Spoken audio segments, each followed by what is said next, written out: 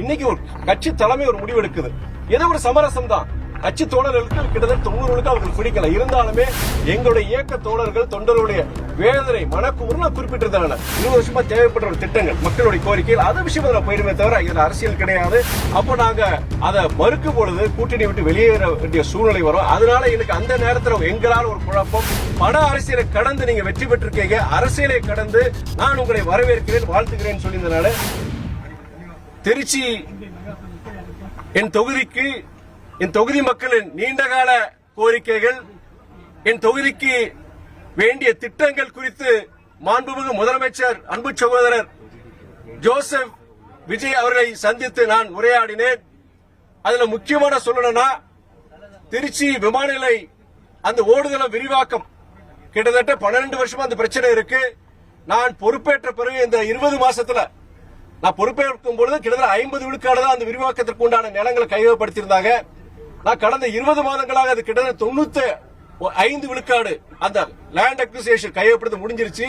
இனி ஒரு 36 ஏக்கர் தேவைப்படுது. அது சம்பந்தமாக அந்த விரிவாக்க பணிகள் முடிஞ்சதுன்னா அந்த நிலம் கையகப்படுத்த முழுமையாக முடிஞ்சிருச்சுன்னா நம்முடைய எங்க திருச்சி விமான நிலையம் அதற்குண்டான வளர்ச்சி, அதனால் வேலை வாய்ப்பு உருவாருது. திருச்சி மாநகர் மாத்திரம் கிடையாது, அந்த பகுதியை வளர்ச்சி அடையுங்கிற அந்த ஒரு கருத்து, ஒரு வேண்டுகோள். அது இல்லாம நம்ம திருச்சிக்கு மெட்ரோ ரயில் அதுக்குண்டான கோரிக்கை. அது இல்லாம திருச்சிக்கு பொறுத்தவரைக்கும் ட்ரை போர்ட் உலர் துறைமுகம் அது நம்ம கொண்டு வருது. ஒன்றிய அரசு சார்ந்த நம்முடைய நிதியமைச்சர் திரு நிர்மலா சீதாராமன் அவர்களை சந்தித்து அதோட கோரிக்கையை நம்ம சொல்லியிருந்தது. அவங்களும் அதுக்கு ரொம்ப பாசிட்டிவா சொல்லியிருந்தாங்க. தமிழ்நாடு அரசு அதுக்கு விண்ணப்பிச்சுன்னா கண்டிப்பா அங்க திருச்சிக்கு உண்டான அந்த ட்ரை போர்ட் உலர் துறைமுகம் கொண்டு வரலாம்னு சொல்லி அவங்க சொல்லியிருந்தாங்க. அதையும் நான் நம்முடைய மாண்பு முதலமைச்சர்கிட்ட தெரிவிச்சிருந்தேன். நான் அது இல்லாம உங்களுக்கு நம்ம ஸ்ரீரங்கம் இருக்கிற GH பொறுத்திருக்கிறது 100 வருஷத்துக்கு மேல அந்த கட்டடம் இருக்கு. ரொம்ப பழமையா இருக்கு. அங்க அவ்வளவு வசதிகள் இல்ல. அதனால புதிய ஒரு இடத்துல அந்த இடம் எங்க இருக்குன்னு சொல்லிட்டு அந்த இடத்துல பொறுத்த வரைக்கும் அங்க விரிவாக்கம் செஞ்சா புதிய வசதிகள் செஞ்சா அங்க மக்களுக்கு நல்லா இருக்குன்னு சொல்லியிருந்தா. அதே மாதிரி என்னுடைய தொகுதிக்குட்பட்ட கந்தர்வக்கோட்டை அங்கே இருக்கிற அரசு மருத்துவமனையுடைய அங்க நிலைமையை சொல்லிட்டு அது கிட்டத்தட்ட ஒரு எந்தவித அடிப்படை வசதிகள் இல்லாம அங்க இருக்க கிட்டத்தட்ட 5 வருஷம் அங்க மக்கள் கேட்டுட்டு இருக்காங்க அப்படின்னு சொல்லிட்டு அதோட கோரிக்கைன்னு சொல்லிட்டு முக்கியமான திருச்சிக்கு தேவையான இது போன்ற விஷயங்கள் பத்தி நான் அவர்கிட்ட முதலமைச்சர் சொல்லியிருந்தேன். அவர் எல்லாத்தையும் படிச்சு பார்த்துட்டு அவர் கண்டிப்பா ஆவண செய்வரா சொல்லியிருந்தாரு. அது இல்லாம முக்கியமான இன்னொரு பிரச்சனை கடந்த 2015 எங்களுடைய இயக்க தலைவர் நம்முடைய சீமக்கருவலை மரம் பொறுத்த வரைக்கும் அது தமிழ்நாட்டுக்கு நீங்க அந்த மண்ணுக்கு கேடானது, சுற்றுச்சூழலுக்கு கேடான்னு சொல்லிட்டு நீதிமன்றத்தில் வழக்கு தொடர்ந்திருந்தாரு.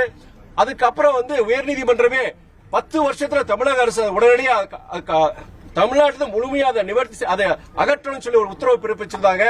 அதுக்கு நடுவில் மறுபடியும் 2026 ஒரு இறுதி தீர்ப்பு கொடுத்திருக்காங்க.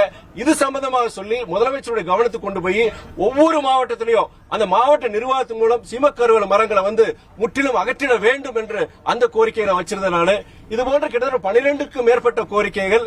அது இல்லாம முக்கியமான இன்னொரு விஷயம் என்னன்னா நீங்க தமிழ்நாடு போக்குவரத்து கழகத்தினுடைய அந்த தலைமை அலுவலகம் மாவட்ட அந்த கோட்ட அலுவலகம் பொறுத்த வரைக்கும் இன்னைக்கு தமிழ்நாட்டில் 10 லட்சத்துக்கு மேற்பட்ட அந்த ஜனத்தொகை இருக்கிற அத்தனை மாணவர்களையும் அந்த போக்குவரத்து துறைக்குண்டான அங்க தலைமை அலுவலகம் இருக்கு.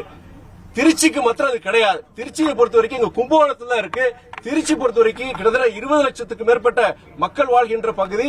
அதனால அந்த மாநகருக்கு தனியா ஒரு போக்குவரத்து அந்த கோட்ட தலைமை அலுவலகம் இயங்க வேண்டும். அதன் மூலியமா தமிழ்நாடுக்கு பொறுத்த வரைக்கும் திருச்சிக்கு பொறுத்த வரைக்கும் திருச்சி மாத்திரம் கிடையாது, திருச்சி அது சுத்தி இருக்கிற மாவட்டங்களுக்கோ பகுதிகளுக்கோ இந்த போக்குவரத்து சம்பந்தமான அந்த சேவைகள் இனிய சிறப்படையும் சொல்லிட்டு அந்த ஒரு முக்கியமான கோரிக்கையை சொல்லியிருந்தாங்க முதலமைச்சர். அனைத்து கிட்டத்தட்ட ஒரு 25 நிமிஷம் இந்த கோரிக்கைகள் கிட்டத்தட்ட 12க்கும் மேற்பட்ட இந்த கோரிக்கைகளை விரிவா சொல்லி அதை ஒரு பொறுமையா கேட்டு கண்டிப்பா இது முக்கியமானது, திருச்சிக்கு தேவையானது, தமிழ்நாட்டுக்கு தேவையானது சொல்லிட்டு அவரு அது கேட்டிருந்தாரு. இன்னொரு முக்கியமான விஷயம், காலஞ்சென்ற நம்முடைய புரட்சித் தலைவர் எம்ஜிஆர் அவர்கள் அவர் அன்னைக்கு சொன்னார், அன்னைக்கு அது கேலி கிண்டல் செஞ்சாங்க. அவர் என்ன சொன்னார்னா தமிழ்நாடு பொறுத்த 2 அதாவது தலைநகரங்கள் இருக்கணும். ஒன்னு பொறுத்த வரைக்கும் இங்க சென்னை பொறுத்த வரைக்கும் இது உங்களுக்கு ஒரு பினான்சியல் கேபிட்டலா இருக்கலாம். திருச்சியை பொறுத்த வரைக்கும் என்னன்னா ஒரு அட்மினிஸ்ட்ரேட்டிவ் கேபிட்டலா ஒரு இருக்கலாம் சொல்லிட்டு எப்படி நம்ம இந்தியாவுக்கு பாம்பே பினான்சியல் கேபிட்டலும் டெல்லி ஒரு அட்மினிஸ்ட்ரேட்டிவ் கேபிட்டல் இருக்கிற மாதிரி அங்க திருச்சியை பொறுத்த வரைக்கும் இன்னொரு தலைநகரம் கொண்டு வருங்கிற அந்த முக்கிய கோரிக்கையை சொல்லிட்டு அது கொண்டு வரதன் மூலம் என்னன்னா தமிழ்நாட்டில இருந்து இன்னைக்கு அரசு வேலைகளுக்காண்டி கிட்டத்தட்ட தென் தமிழ்நாட்டிலும் சரி நீங்க வட தமிழ்நாட்டில் வரணும் கிட்டத்தட்ட 12 மணி நேரம் ஒரு நாள் ஆகுது மக்களுக்கு வர்றதுக்கு இங்க வந்து இது அவங்களுடைய பணிகளை நிறைவு செய்யறதுக்கு. நீங்க திருச்சியில கொண்டுனா எங்க தமிழ்நாட்டில் எந்த பகுதியிலிருந்து 5 மணி நேரத்துக்கு நீங்க போயிடலாம். அது மாத்திரம் இல்ல, திருச்சி மத்திய பகுதி வளர்ச்சிக்கு உதவும். இன்னொரு முக்கியமான விஷயம் என்னன்னா, அந்த நீங்க தலைநகரம் வந்து திருச்சிக்கு மாற்றும் பொழுது, இது அரசியல் தலைநகரமா திருச்சியை மாற்றும் பொழுது சென்னையுடைய இங்க இருக்கிற ஜனத்தொகையும் சரி, இங்க போக்குவரத்து நெரிசலையும் அது குறைக்கும் சொல்லிட்டு இது முக்கியமான ஒரு விஷயம். அது நீங்க கண்டிப்பா அதை பரிசீலனை சொல்லிட்டு திருச்சியை இன்னொரு ஒரு மாற்று தலைநகரமா ஒரு அட்மினிஸ்ட்ரேட்டிவ் கேபிட்டலா நீங்க அதை கொண்டு வச்சுட்டு அந்த கோரிக்கை நான் வச்சிருந்தேன். இந்த சந்திப்பு நீங்க வளர்ச்சி திட்டத்துக்கான கோரிக்கை சந்திப்பு மட்டும் இல்லாம கூட்டணிக்கு ஒரு அச்சாரம் கூட சொல்றாங்க. ஏன்னா திமுக கூட்டணியில் இருக்கக்கூடிய மதிமுக தங்களுடைய கூட்டணி நிலைப்பாடு மறுபரிசீலனை செய்யறதா சொல்லிருக்கீங்க. உங்களுடைய கூட்டத்தில் நீங்க தோழருடைய கருத்துக்களை கேட்டு முடிவெடுக்கிறேன்னு சொல்லிருக்கீங்க. அது குறித்தான ஒரு அச்சாரமான சந்திப்பும் சொல்லப்படும். இல்லவே இல்லை. ஏன்னா திருச்சி நாடாளுமன்ற உறுப்பினரா திருச்சிக்கு வந்து பிரதம மந்திரி மாண்புமிகு மோடிஜி அவர் வரும்போது சரி, நம்முடைய முன்னாள் முதல்வர் அண்ணன் தளபதி வரும் சரி, அது ஒரு கொட்டக்கால். அது நான் ஒரு திருச்சி நாடாளுமன்ற உறுப்பினரா அந்த விமான நிலையத்துக்கு போய் அவர் வரவேற்கிறது சரி, அங்க டெல்லிக்கு போனாலும் சரி, ஒன்றிய அரசு துறை சார்ந்த அமைச்சர்கள் வந்து திருச்சி தொகுதிக்கான போய் பார்க்கறது சரி, நீங்க எல்லா ஊடகங்கள் பத்தி உங்களுக்கு எல்லாருக்கும் தெரியும். அதன் அடிப்படையில் இன்னைக்கு முதலமைச்சராக இருக்கிறாரு, முதல் முறையா சந்திக்கிற நம்ம திருச்சியினுடைய தொகுதிக்கு தேவையான 15 வருஷம் 20 வருஷமா தேவைப்படுற ஒரு திட்டங்கள் மக்களுடைய கோரிக்கைகள் அது விஷயம் நான் போயிருமே தவிர இதுல அரசியல் கிடையாது. பொதுவான வாழ்த்துறேன் நான். தமிழ்நாட்டை பொறுத்த வரைக்கும் ஜாதி மதம் பண அரசியலை கடந்து நீங்க வெற்றி பெற்றிருக்கீங்க. அரசியலை கடந்து நான் உங்களை வரவேற்கிறேன், வாழ்த்துகிறேன் சொல்லியிருந்தனால அது நான் வாழ்த்து சொன்னேன். ஆனா முக்கியமா நேற்று நிகழ்வு பொறுத்த வரைக்கும் முழுமையாக என்னுடைய திருச்சி நாடாளுமன்ற தொகுதி மக்களுக்காக என்னுடைய மக்களுக்காக அந்த கோரிக்கையை கொடுக்கறதுக்காக நான் போயிருந்தேன். தனி சின்னத்தில் நிக்கலங்கிற ஒரு வருத்தத்தை தலைவர் தெரிவிச்சிருந்தாரு, நீங்களும் குறிப்பிட்டிருந்தீங்க.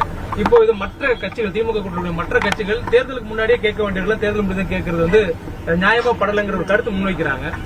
அதாவது இதனுடைய விளக்கம் நான் சொல்லியிருந்தேன். இந்த கேள்வி வரும்னு சொல்லிட்டு தான். அதாவது எங்களுக்கு வந்து கடைசி நேரத்துல ஒரு நிர்பந்தமா வைக்கிறாங்க. என்ன நிர்பந்தம் வைக்கிறாங்கன்னா, நீங்க கண்டிப்பா வந்து திமுக சின்னத்துல போட்டி போடணும்னு சொல்றாங்க. அப்போ நாங்க அதை மறுக்கும் பொழுது கூட்டணி விட்டு வெளியேற வேண்டிய சூழ்நிலை வரும். அதனால எனக்கு அந்த நேரத்தில் எங்களால் ஒரு குழப்பம், கூட்டணி தலைமைக்கு ஒரு நெருக்கடியை கொடுக்க வேண்டாம்னு சொல்லிட்டு தான் நாங்க அன்னைக்கு அதான் நிர்பந்தத்தை ஏத்துக்கிட்டு நாங்க அதை பண்ணலாம். ஆனா எங்களுடைய இயக்க தோழர்கள் தொண்டர்களுடைய வேதனை மனக்குமுறை நான் குறிப்பிட்டிருந்தேன். அதுதான் சொன்னேன் நான். அது வந்து அதை ஏத்துட்டு நான் நின்னுங்கிற காரணத்தையும் சொல்லியிருந்தேன் நான். இப்ப எனக்கு பொறுத்த வரைக்கும் நான் திருச்சி நாடாளுமன்ற தொகுதியில் நான் போட்டி போடும் பொழுது நான் இந்த நேரத்தில் இந்த நிர்பந்தம் வரும்போது நான் எப்படி இருந்தேன் உங்களுக்கு தெரியும் உங்களுக்கு. ஆனா இன்னைக்கு ஒரு கட்சி தலைமை ஒரு முடிவு எடுக்குது. ஏதோ ஒரு சமரசம் தான். கட்சி தோழர்களுக்கு கிட்டத்தட்ட 90 அவங்களுக்கு பிடிக்கல. இருந்தாலுமே தலைமையை பொறுத்த வரைக்கும் 10 வருஷமா இந்த கூட்டணியை தொடர்றோம். இந்த நேரத்தில் இதனால ஒரு சிக்கல் வர வேண்டாம் அப்படிங்கிற காரணத்துக்காண்டி அதை நாங்க அதை ஏத்துக்க வேண்டிய சூழ்நிலை இருந்தது. விலக்கி சொல்லி